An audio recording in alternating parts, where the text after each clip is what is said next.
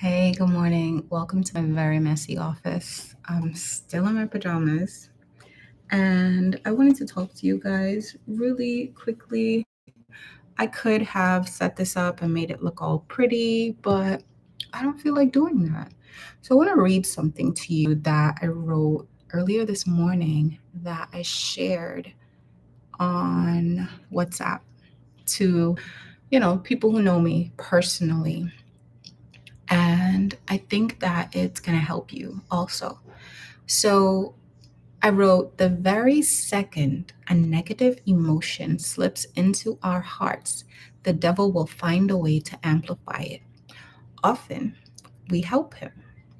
We replay scenarios, solidify our case against someone, and justify our anger, disappointment, or offense. We say things like, see, this always happens. Nothing has changed. I knew this would happen. Do we ever stop and look at our own actions? Do we look at our own perspective? Do we search out solutions or only cast blame? I've done it. I have done it. I'm not pointing a finger here, but I'm encouraging us to do better so we can communicate and collaborate instead of allowing frustrations to fester. And this is in work environments, this is at home, this is in your relationships. It's in so many ways that we all do this. Could it be that you're a part of the problem? Could it be that I'm part of the problem? This is a question that I have to ask myself often when I have these feelings come up, when I have these situations come up. And that might sting, but it's something for us to think about. I often talk about journaling as a way to process your thoughts and your feelings, your emotions, your plans. And many years ago, I burned 3 or 4 journals because I realized I was doing all the complaining and no planning. I would just cry into my journal. I would just pour out into it and I would just let everything out.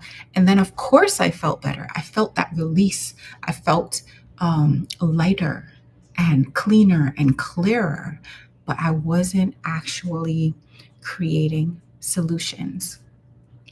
And what happens when you do that is you let all the feelings out and then you leave the door open for them to come back in.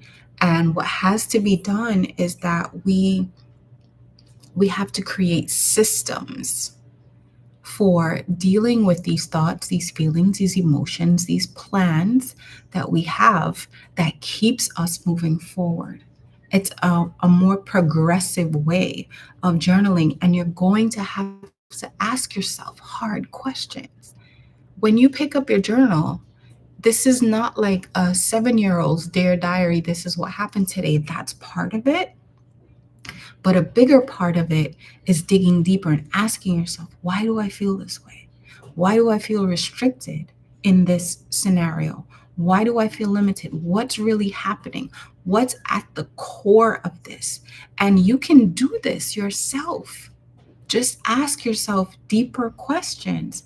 Ask yourself the minute that you come up with a thought, a feeling, or a plan, ask yourself, why? That is one of the most powerful questions you can ask. Why? Why do I feel this way? Why do I want to do this thing? Why do I want to accomplish this thing? What am I trying to prove? Am I trying to prove something? Or is this something that I really desire for another reason? Often we just do things because we feel like doing them and we don't ask why. A simple thing is shopping. A lot of women have this issue with shopping. I keep a list of very specific items that I want. I don't go shopping recreationally. I used to, but I found that it's a waste of time and it is a waste of money. And I end up buying things that I like, but I don't love. And sometimes they just stay in the back of my closet. And now I've wasted money and I've wasted time. Whereas if I have a list of things that I've looked at, I've researched that I really think that I will enjoy, when I do make those purchases, it's like, oh, this feels good. And when I wear those items, it feels amazing. And those are the things that I reach for over and over and over again, that bring me joy, they make me feel happy, they fit me well, because I put thought into it. So I'm encouraging us as we plan to put thought into it. Don't just go on a whim of what you feel. And for me, this is years in the making. I'm still reading.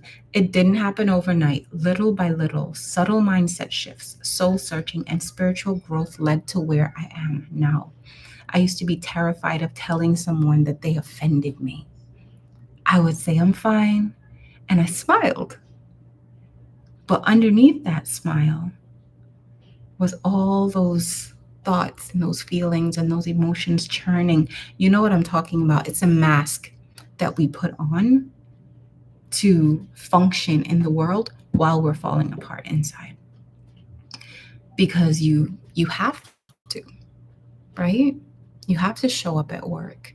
You have to show up at home. You have to show up in that community group that you're a part of. You have to show up at church. You have to. That's your responsibility. But you are also your responsibility. So take that into consideration. And we all get to be honest about what we feel. And we also get to create a lifestyle that breaks negative cycles so we don't have to feel that way anymore. And that's the reason why I burned those journals, because it broke the cycle.